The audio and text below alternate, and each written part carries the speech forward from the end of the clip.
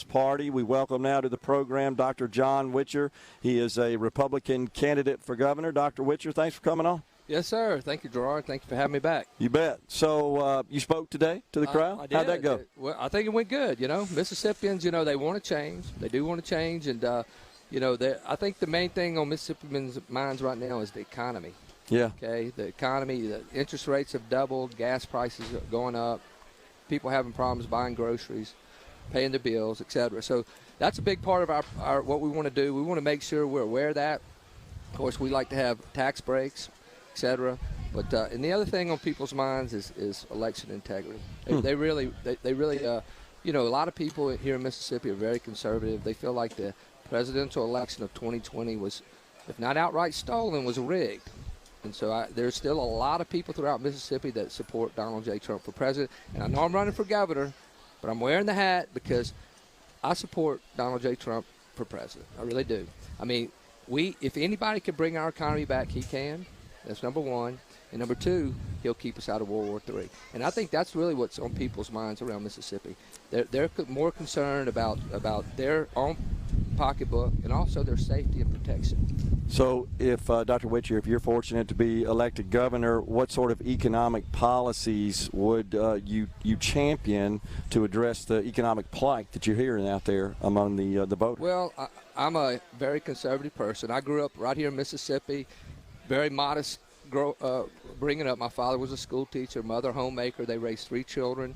And so, we struggled at times. My parents even had to they were on food stamps and welfare for a short period of time, had to declare bankruptcy when I was a young man. So, I understand what, really what it takes is we have to start young with these folks, start and educate them, get them educated, and not necessarily go to college. Educate them, put them in trade schools early, get them trained up, keep them off the streets, and get them in something they enjoy doing early. And so that's what we're going to be promoting. We want to eradicate poverty here in Mississippi. We want to talk about it straight up. It's about families, really. Okay, it's really where it starts. We have a lot of families that don't have fathers, single motherhood, unwed pregnancies, etc. And as a medical doctor, we have in our state we have maternal fetal deaths or infant mortality rates very increased, but we just have to be blunt and see where that's coming from. Okay, that's coming from a lot of time young women, single, that have a very hard time. Many of them are on drugs, and so we've got to combat the problem right at the root. Do you have a specific plan? Because you're right, when you look at just the published metrics on out-of-wedlock births and homes without a father, for example, where a child is living. And statistically, that's been proven to really produce poor results from an economic perspective, from a poverty perspective, crime perspective. It's all tied to that. Have you thought about how you would address that in the state of Mississippi? And we rank among the top, if not at the top of the list in those categories. Yeah. Well, that's another reason I support Donald J. Trump. It's about America first. It's about Mississippi first. Hey, let's do Made in Mississippi. Let's change our image.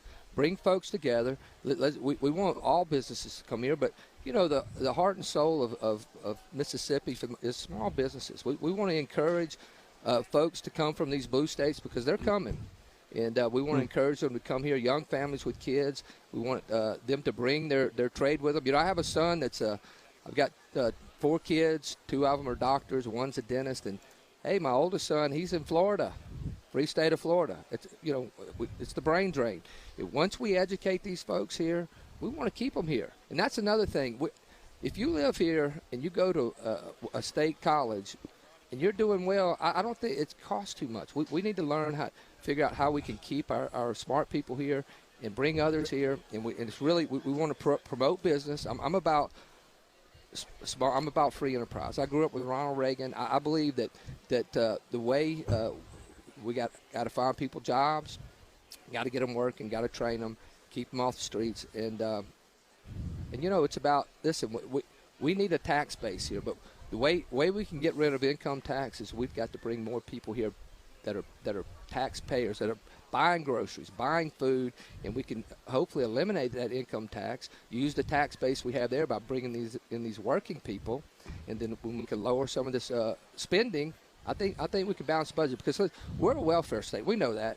Not only our people, but our government. 47% of our expenditure comes from the federal government every year. We need to work on that. We want to be a free state.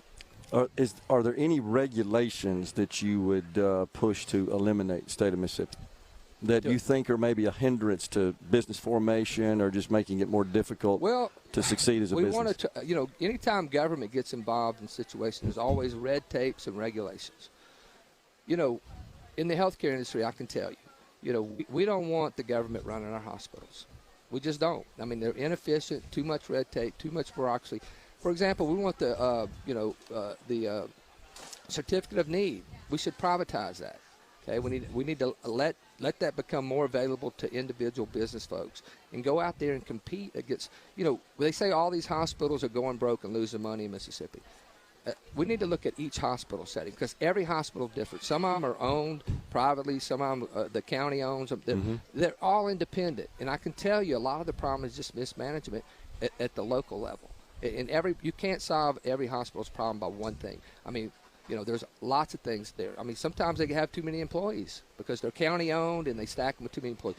A lot of times they don't have the providers in town. No nurse practitioners, no doctors. So it's a multifaceted thing, but I believe in competition. I believe if you bring in free enterprise, you bring in competition, it will work its way through, and it will have a better. So would you support repeal of the state's CON laws? Would you support that outright? Or do you think the certificate of need? Yeah, the con laws, yeah. Yeah, I mean, I think it should be.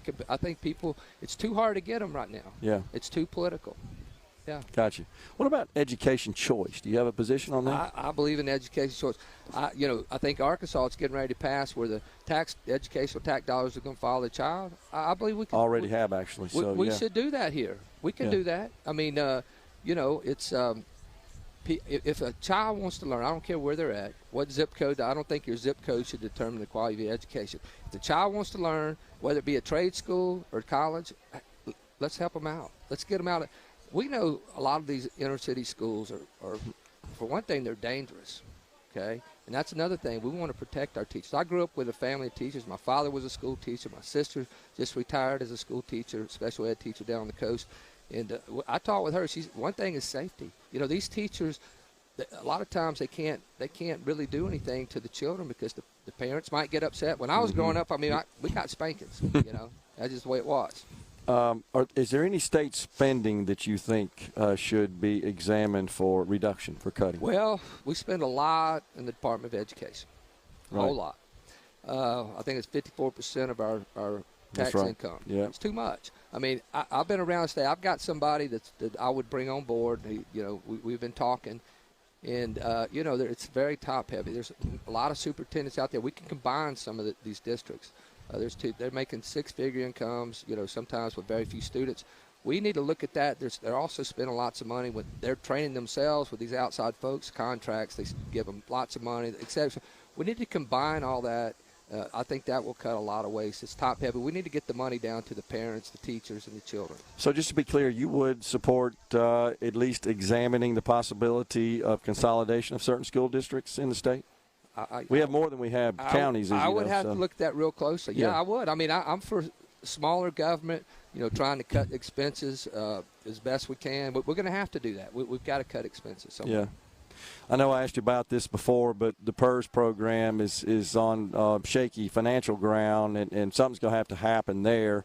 I know last time you made a comment about the investment portfolio. You thought we could do a better job managing that, but the returns have actually been pretty much in line with market returns. The fundamental problem we have is we got people living longer. They draw benefits forever. We got this 13th check scenario, and we're not adding new employees to the workforce in the state public sector to contribute into PERS.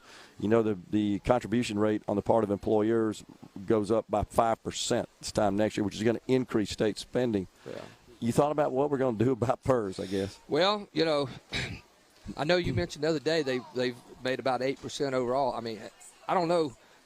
That's what they published in their official reports. I mean, I was making 20+% doing my own investments throughout Donald Trump years. I mean, They should have really been doing good. And I guess they did. I guess they made $23 billion, but they lost $8 billion last year, which a lot of us lost money last year in the stock market. Wasn't good, but yeah, it's a big deal. I mean, we need to look at it because how many state employees we got? 25,000 or something like that. And all public sector. Yeah. So certainly, we want to make sure that gets funded. Nobody should be able to work as a state employee and not have their benefits like they're supposed to. Absolutely. Gotcha. Dr. Witcher, appreciate you coming on. Good luck to you. All right. Thank you, Gerard. You bet. All right, folks, we're taking a break right here. We're at the Neshoba County Fair. We're coming right back with the final segment of Middays on this Thursday.